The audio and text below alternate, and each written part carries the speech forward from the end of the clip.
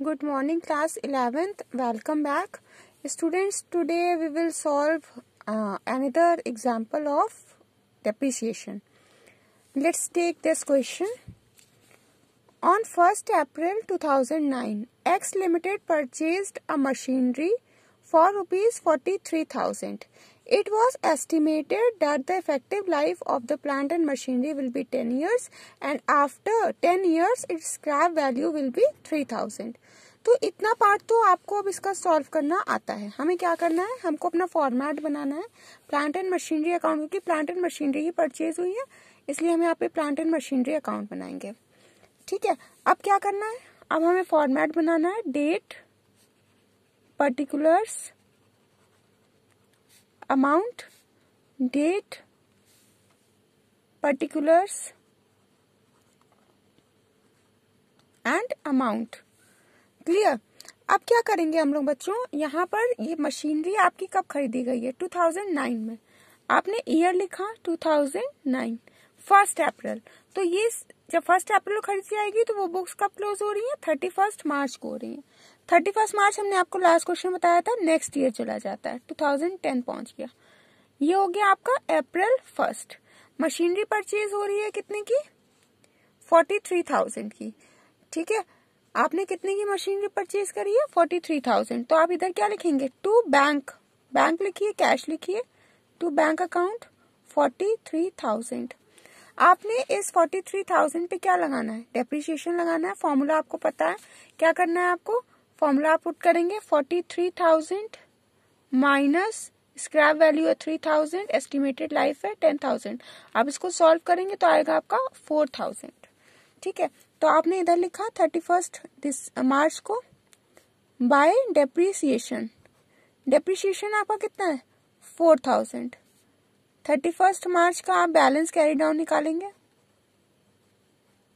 Balance carry down कितना आएगा, 43,000 में से 4,000 आपने लेस किया, आया आपका 39,000. आपने इक्वल करा 43,000 से both side. This much is clear to you all. I hope this. Next year हम इस बैलेंस को ब्रॉट डाउन करेंगे. 1 अप्रैल को फिर से टू बैलेंस ब्रॉट डाउन. कितना बैलेंस ब्रॉट डाउन करेंगे, जितना हमने कैरी डाउन किया 39,000 का, 39,000 हमने कैरी डाउन कर लिया. अब हमें ये देखना है अपने क्वेश्चन में कि 2010 में क्या कोई और मशीनरी परचेज हुई है, तो देख लेते हैं. आगे बोल रहा है क्वेश्चन में कि on 1 April 2010 the company purchase additional machinery for 25,000 for which the effective life will be 15 years and scrap value will be 2,500. तो एक और मशीन परचेज हुई है. अब जब एक और मशीन परचेज हुई है तो हम फिर से यहाँ पे अप्रैल 1 करके लिखेंगे टू बैंक. जब आप मशीन परचेज करेंगे आपको याद रखना है कि आपको टू बैंक करके ही उसको लिखना है. कितने की मशीन परचेज करी हमने, 25,000 की. ठीक है, अब आप क्या करेंगे, 2011 में आप फिर से डेप्रिसिएशन लगाएंगे 31 मार्च को बाय डेप्रिसिएशन. ठीक है, डेप्रिसिएशन जो आप लगाएंगे वो आपको ये याद रखना है कि आपका ये 4,000 तो है ही है, वो तो आपकी फर्स्ट मशीन पर है, और इस 2,500 पर भी आप डेप्रिसिएशन लगाएंगे तो सेम फॉर्मूला लगाएंगे. क्या करना है, 25,000, एक और नोट में आपके लिए ले रही हूँ, 25,000 माइनस कितनी स्क्रैप वैल्यू है हमारी यहाँ पर, 2,500 है, डिवाइड 15 कर लिया. तो इसको आपको जब सॉल्व आप करेंगे तो आपका जो आंसर आएगा सॉल्व करने पे वो आपका आएगा 1,500. ठीक है, तो एक मशीन पर हमारा 4,000 का डेप्रिसिएशन लग रहा है, दूसरी मशीन पर 1,500 का लग रहा है. लेकिन आपको याद रखना है कि ये अमाउंट हम तब लगा रहे हैं जब ये मशीन 1 अप्रैल को खरीदी गई है ना. अगर ये अभी 20 साल में कभी खरीद जाएगी, मान लीजिए अप्रैल में खरीद के अक्टूबर में खरीदी गई, तो क्या करेंगे अभी देखेंगे. तो डेप्रिसिएशन लिखा, डेप्रिसिएशन में आपने पहली मशीन का लगाया 4,000 प्लस सेकेंड मशीन का कितना आपका डेप्रिसिएशन 1,500. इन दोनों को टोटल कर लिया, आउटर कॉलम में हमने दिखा दिया 5,500. इतनी बात समझ में आ गई. जितनी मशीन होंगी आप उतने पे डेप्रिसिएशन लगाते चले जाएंगे. फिर 31 मार्च लिखेंगे और बाय बैलेंस कैरी डाउन लिख देंगे. ठीक है, बाय बैलेंस कैरी डाउन लिखा. अब आप क्या करेंगे, फर्स्ट मशीन के अमाउंट से फर्स्ट डेप्रिसिएशन सेकेंड मशीन के जो है से आप सेकेंड मशीन का डेप्रिसिएशन डिडक्ट करेंगे। ये करना जरूरी है। अभी आपको आगे समझ में आएगा कि हम क्यों माइनस कर रहे हैं, हम इन दोनों को ऐड करके डायरेक्ट इससे क्यों नहीं माइनस कर रहे हैं। इसका भी लॉजिक आगे मिलेगा आपको, इसलिए मैं अभी आपको शुरू में बता रही हूँ कि जो फर्स्ट मशीन है उसका डेप्रिसिएशन फर्स्ट से माइनस करके लिखिएगा और जो सेकेंड मशीन होगी उसका डेप्रिसिएशन सेकेंड से ही माइनस करके लिखिएगा। तो जब आप 39,000 को 4,000 से माइनस करेंगे तो जो आपका आंसर आएगा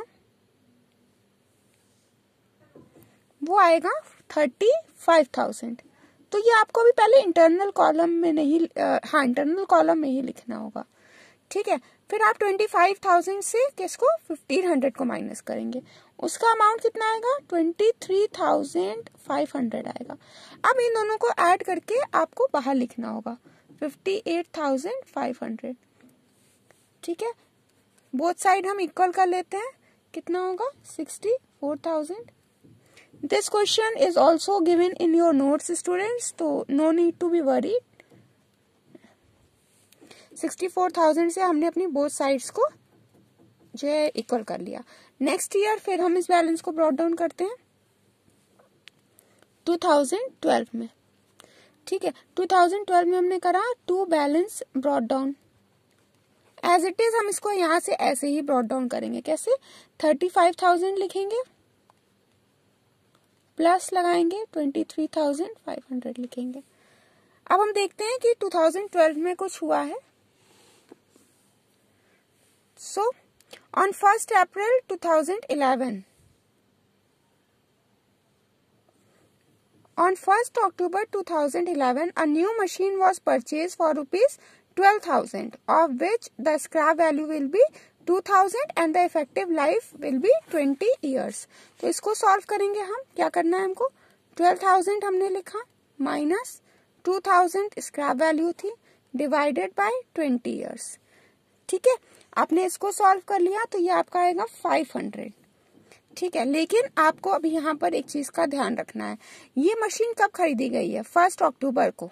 आप क्या करेंगे, आप 1 अक्टूबर से 31 मार्च, जब भी कभी 1 अप्रैल के अलावा कोई भी मशीन कैलकुलेट परचेज हो रही होगी तो आपको मंथ कैलकुलेट करने पड़ेंगे। 1 अक्टूबर को हो रही है, 31 मार्च तक हम इसके मंथ कैलकुलेट कर लेते हैं।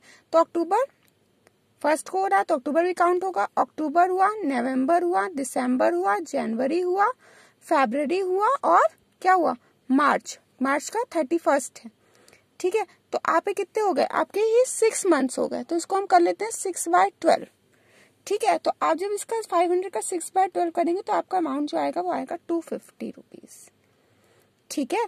ये जरूर आपको करना है, अगर आप नहीं करेंगे तो आपको डेप्रिसिएशन में फिर मुश्किल हो जाएगी। आपको ये क्वेश्चन में जरूर देखना है कि मशीन परचेज कब हो रही है। जब परचेज हो रही है तो आप उसके बाद में उसका मंथ कैलकुलेट करके उसको निकालिए। 12 से हम डिवाइड कर रहे हैं कि 1 year is equals to 12 months, 12 से डिवाइड कर रहे हैं और 6 मंथ हो रहे हैं क्योंकि 1 अक्टूबर से 31 मार्च के हमारे 6 महीने होंगे। 250 आ गया। अब क्या करना है, इधर हम लिखेंगे 1 अक्टूबर टू बैंक। मशीन कितने की लेकर के आए हम, मशीन आई है 12,000 की, तो 12,000 हमने इधर लिख दिया।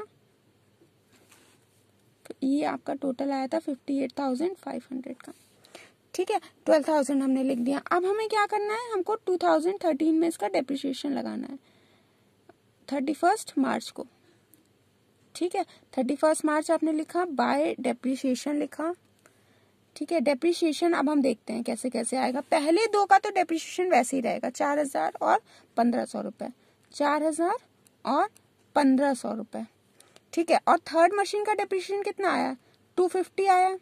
आप इन तीनों को टोटल कर लीजिए और बाहर लिख लीजिए 5750।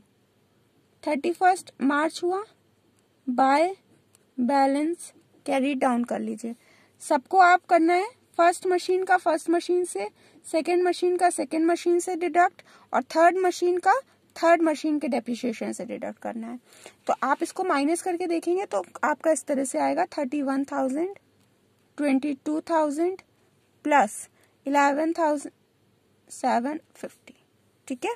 तो अब जब हमने इसको टोटल करा तो टोटल करके आएगा 64,750, ठीक है, इसको आपको बैलेंस करना है। अब नेक्स्ट ईयर में, अब हम 2013 में देखते हैं इसका क्या इम्पैक्ट आएगा।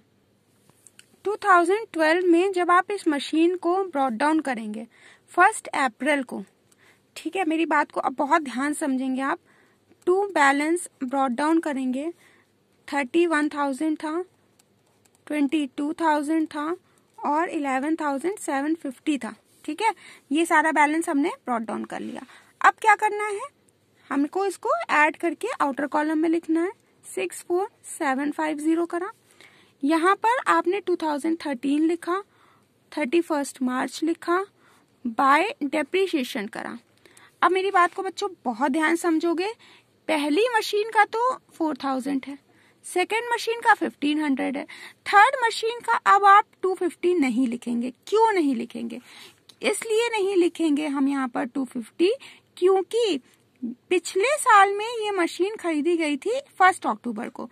बट अगर हम इस साल की बात करें तो इस मशीन की जो लाइफ है, जो आप जो इस पे डेप्रिसिएशन लगेगा वो पूरे ईयर का लगेगा। मेरी बात समझने की कोशिश करिए।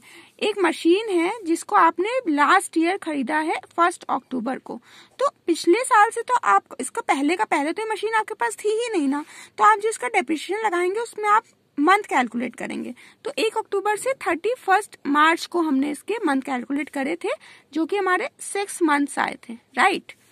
अब ये बात तो हमारी कब की थी? 2011 की बात थी, 2011 की बात थी। अब अगर हम 2012 में देखें तो इस मशीन को हमने ब्रॉट डाउन किया है ना, इस मशीन को हम लेकर के आए। तो लेकर के कब आए? 1 अप्रैल को ही तो आप लेके आए, क्योंकि 31 मार्च को तो आपकी बुक्स क्लोज हो चुकी हैं। अब इस मशीन की जो वैल्यू है उसको आप 1 अप्रैल को ही तो ब्रॉट डाउन करेंगे, 1 अक्टूबर को तो करेंगे नहीं। इसका अक्टूबर से अक्टूबर हिसाब नहीं चलेगा।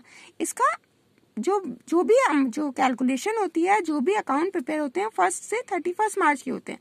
बीच में जो कुछ भी हो रहा है हम उस ईयर में उसकी कैलकुलेशन उसके अकॉर्डिंग करेंगे, बट नेक्स्ट ईयर में जो भी हम ट्रीटमेंट करेंगे वो हम अपने फाइनेंशियल ईयर के अकॉर्डिंग ही करेंगे। तो 2012 में जो इस पे डेप्रिसिएशन कैलकुलेट होगा वो 1 अप्रैल से 31 मार्च का होगा, जो कि कितना हुआ? पूरे 12 मंथ्स। और 12 मंथ्स के हिसाब से इस मशीन की जो डेप्रिसिएशन आएगी वो कितनी आएगी? 500 आएगी, ठीक है। तो आप यहाँ पर 500 लिखेंगे। इसकी आपको बहुत अच्छे से प्रैक्टिस करनी है। डेप्रिसिएशन मंथ पे ही डिपेंड होता है। अगर आपने मंथ्स वगैरह पर बिल्कुल ध्यान रखा तो आपके क्वेश्चन में आपको कभी भी कोई भी दिक्कत नहीं होगी। तो डेप्रिसिएशन अब आपका आएगा 6000 रुपीज। 1 अप्रैल को खरीदी गई है तब कोई दिक्कत नहीं है, स्ट्रेट लाइन मेथड में आप वही डेप्रिसिएशन लगाते जाएंगे।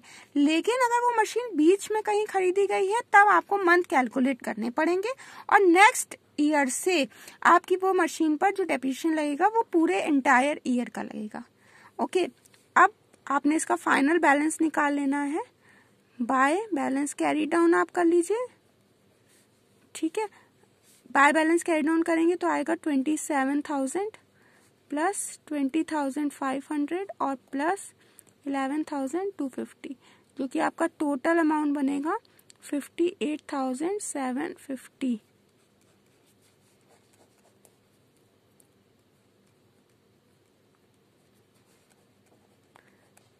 Students, just keep this thing in your mind that this question is given in your notes, but what you have to do, you have to take different values and once again you will do this question according to you, ठीक है। आप different values लीजिए, आप जो है month different लीजिए। इस month इस क्वेश्चन में 1 अक्टूबर की थी मशीनरी, आप किसी और मंथ को ले लीजिए, आप सितंबर जुलाई कुछ भी लीजिए और उसके बाद में अपने आप से क्वेश्चन लगाइए फॉर योर प्रैक्टिस। मेरे ही सोल्यूशन को आप ध्यान में रख करके इसी के अकॉर्डिंग एक और क्वेश्चन अपने अकॉर्डिंग लगाइए, ठीक है students. Remember this thing that practice makes a man perfect. अगर आप सिर्फ और सिर्फ लिख लेंगे तो उससे काम नहीं बनेगा, आपको क्वेश्चन खुद से सॉल्व करने पड़ेंगे। Thank you.